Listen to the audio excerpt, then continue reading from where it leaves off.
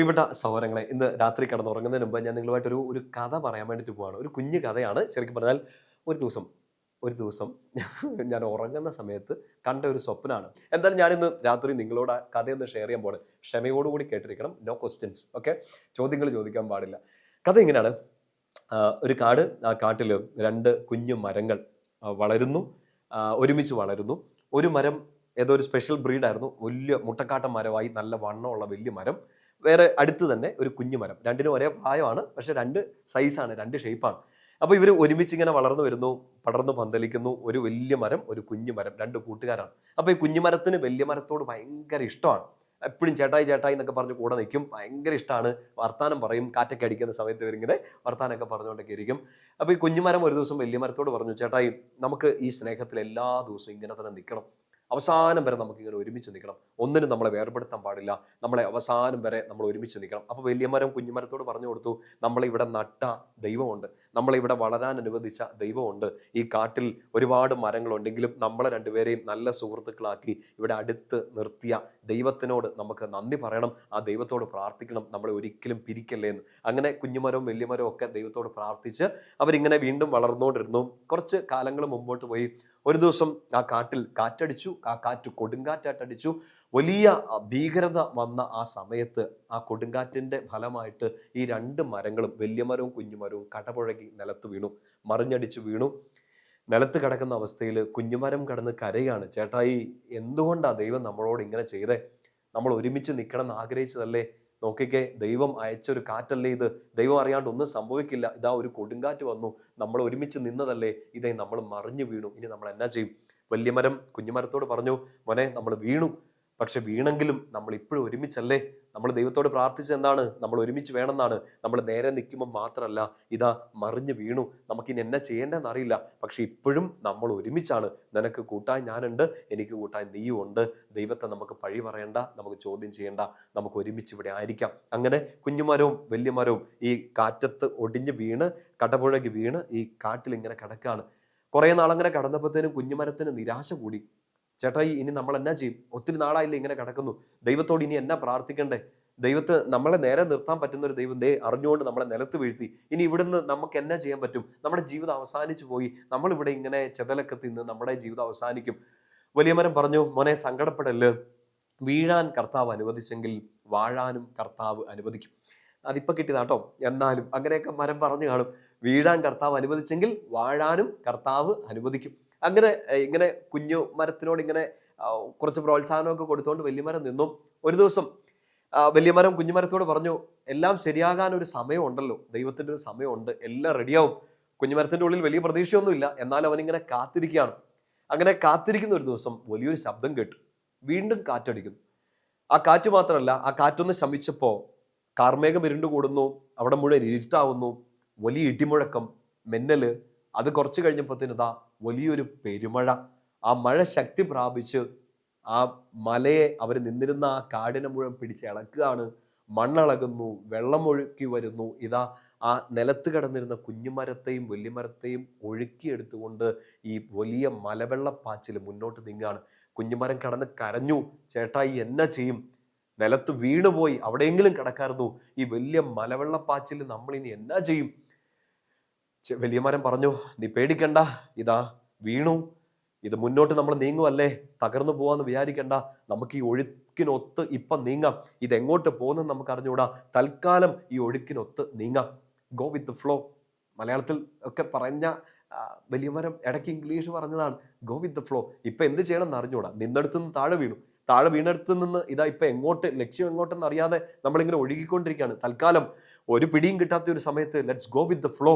കാരണം നിർത്തിയവൻ വീഴാൻ അനുവദിച്ചെങ്കിൽ, വീഴാൻ അനുവദിച്ചവൻ മുന്നോട്ട് പോകാൻ അനുവദിച്ചെങ്കിൽ, ഇപ്പൊ ഈ മലവെള്ളപ്പാച്ചിൽ അയച്ചെങ്കിൽ അതിലും ഒരു പദ്ധതി ഉണ്ടാകും മോനെ എന്ന് പറഞ്ഞ് let's go with the flow. ഈ ഒഴുക്കിനൊപ്പം തൽക്കാലം നമുക്ക് കുറച്ചങ്ങ് മുമ്പോട്ട് പോകാന്ന് പറഞ്ഞു. അങ്ങനെ ഇവർ രണ്ടുപേരും, ഒരാൾ വലിയ പ്രതീക്ഷയോടെ, മറ്റേ വലിയ നിരാശയോടെ ഒഴുക്കിനൊത്തങ്ങ് പൊക്കോണ്ടിരിക്കുകയാണ്. ഇതാ ഈ മലവെള്ളപ്പാച്ചിൽ ഒഴുകിച്ചെന്ന് വലിയൊരു പുഴയിലേക്ക് പോയി വീഴുകയാണ്. ഈ വലിയ മരവും ചെറിയ മരവും പുഴയിലോട്ട് പോയി വീഴുകയാണ്. വലിയ പുഴയിൽ ഇവര് മുന്നോട്ട് നീങ്ങുന്നു. കുഞ്ഞുമരം വീണ്ടും വീണ്ടും ചോദിക്കുന്നുണ്ട്, ചേട്ടായി നമ്മൾ നിന്ന സ്ഥലത്തുനിന്ന് പോലും നമുക്കിപ്പോൾ നമ്മുടെ കാല് പറഞ്ഞു പോയല്ലോ, നമുക്ക് ആ സ്ഥലം പോലും നഷ്ടപ്പെട്ടല്ലോ, ഇപ്പം നമുക്ക് അറിയത്തില്ലാത്ത ഏതോ സ്ഥലത്തേക്ക് നമ്മൾ പൊയ്ക്കൊണ്ടിരിക്കുകയാണ്. വലിയ മരം പറഞ്ഞു, മോനെ ഇതാ നമുക്ക് അറിയത്തില്ലാത്ത ഒരു സ്ഥലമാണെങ്കിലും ഇതും കർത്താവ് കണ്ടുകൊണ്ടിരിക്കുന്നുണ്ട്, ദൈവം കണ്ടുകൊണ്ടിരിക്കുന്നുണ്ട്. ഈ ഒഴുക്ക് മുന്നോട്ട് നീങ്ങും, നമുക്കൊരു സ്ഥലത്ത് എത്താൻ പറ്റും, ദൈവം ഉദ്ദേശിച്ച ആ പദ്ധതി പൂർത്തിയാകും.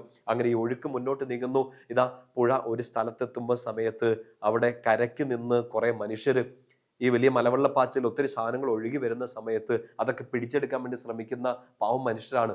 ഒരു ചേട്ടൻ വന്നിട്ട് ഈ ഈ വലിയ മരത്തെയും ചെറിയ മരത്തെയും വരിഞ്ഞു കെട്ടി കരയിലേക്ക് വലിച്ചടുപ്പിച്ചു, കരയിലേക്ക് കയറ്റിയിട്ടു. കുഞ്ഞുമരം ചോദിച്ചു, ഇനിയിപ്പോൾ എന്തായിരിക്കും? വലിയമരം പറഞ്ഞു, എന്തോ ദൈവം നല്ലത് ഒരുക്കിയിട്ടുണ്ട്, ആ ദൈവത്തിനൊരു പദ്ധതി ഉണ്ട്. അങ്ങനെ അവർ രണ്ടുപേരും ഈ വലിച്ചു കയറ്റിയ ഈ ചേട്ടൻ്റെ പറമ്പിൽ കിടക്കുകയാണ്. ഒരു ദിവസം ഈ ചേട്ടൻ, ഇദ്ദേഹം ഒരു ആശാരിയാണ്, ഇദ്ദേഹം വന്നു, വലിയ മരത്തിൻ്റെയും ചെറിയ മരത്തിൻ്റെയും ചില്ലകളൊക്കെ വെട്ടി ഒതുക്കി നന്നായിട്ട് ഒരുക്കി ഷാർപ്പൺ ചെയ്തു, ഇതിനെ മുറിച്ചെടുത്തു. കുഞ്ഞുമരത്തിനും വലിയ മരത്തിനൊക്കെ ചെറിയ വേദനയുണ്ട്, നോർമലാണ്. ഒരു ദിവസം ഇതാ ഈ ആശാരിയായി ഈ ചേട്ടൻ പണി പൂർത്തിയാക്കുന്നു. പണി പൂർത്തിയാക്കി വെള്ളത്തിലേക്ക് എന്തോ ഇറക്കുന്നുണ്ട്. എന്താണെന്നറിയോ? വലിയ മരം കൊണ്ട് അദ്ദേഹം ഒരു തോണി ഉണ്ടാക്കി, ചെറിയ മരം കൊണ്ട് അദ്ദേഹം ഒരു പങ്കായം ഉണ്ടാക്കി. പ്രിയപ്പെട്ട സൗരങ്ങൾക്ക് ഇത് മനസ്സിലാവുന്നുണ്ടെന്ന് കരുതുന്നു. വലിയ മരം കൊണ്ട് ഒരു തോണി ഉണ്ടാക്കി, ചെറിയ മരം കൊണ്ട് ഒരു പങ്കായം ഉണ്ടാക്കി. ചേട്ടായി, തോണിയായ വലിയ ചേട്ടായി ഈ കുഞ്ഞായ പങ്കായത്തോട് ചോദിച്ചു, ഒരിക്കൽ ആ കാട്ടിൽ നിന്ന സമയത്ത് നീ പ്രാർത്ഥിച്ചത് ഇതല്ലേ, നമ്മളിനി ഒരിക്കലും വേർപെടാൻ പാടില്ലെന്ന്. ഇതാ നമ്മളങ്ങനെ ഒരിക്കലും ഇനി വേർപെടില്ല. കാരണം ഈ തോണി മുന്നോട്ട് നീങ്ങണമെങ്കിൽ ഈ പങ്കായം വേണം. ഈ പങ്കായം ഒറ്റയ്ക്കൊന്നും ചെയ്യാൻ പോകുന്നില്ല, ഈ പങ്കായം എപ്പോഴും ഈ തോണിയിലുണ്ടാകും, നമ്മൾ ഒരുമിച്ചായിരിക്കും. അങ്ങനെ നമ്മൾ ഒരുമിച്ചായിരിക്കാൻ വേണ്ടി അനുവദിച്ച കാറ്റിനും വലിയ മലവെള്ളപ്പാച്ചിലിനും ഒഴുക്കിനും എല്ലാം കുഞ്ഞെ നമുക്ക് ദൈവത്തിന് നന്ദി പറയാം. പ്രിയപ്പെട്ട സൗരങ്ങളെ, കഥ ഇവിടെ അവസാനിക്കുകയാണ്. ഈ കുഞ്ഞുമരം നല്ല സ്വപ്നമാണോ? നിങ്ങൾ ഇങ്ങനത്തെ സ്വപ്നമൊക്കെ കാണണം. ഇത്രയും മുഴുവനായിട്ടൊന്നും അല്ലാട്ടോ ഞാൻ സ്വപ്നം കണ്ടേ. എനിക്കൊരു ചെറിയ ത്രെഡ്, 2 മരങ്ങൾ വർത്താനം പറയുന്നു എന്നുള്ള ഒരു കുഞ്ഞു ത്രെഡ് മാത്രമേ കിട്ടിയുള്ളായിരുന്നു. ബാക്കി അങ്ങനെ നമുക്കിങ്ങനെ ആവശ്യമില്ലാത്ത ഇമാജിനേഷൻസ് ഒക്കെ ഉണ്ടാവുമല്ലോ കർത്താവിൻ്റെ അനുഗ്രഹത്താൽ.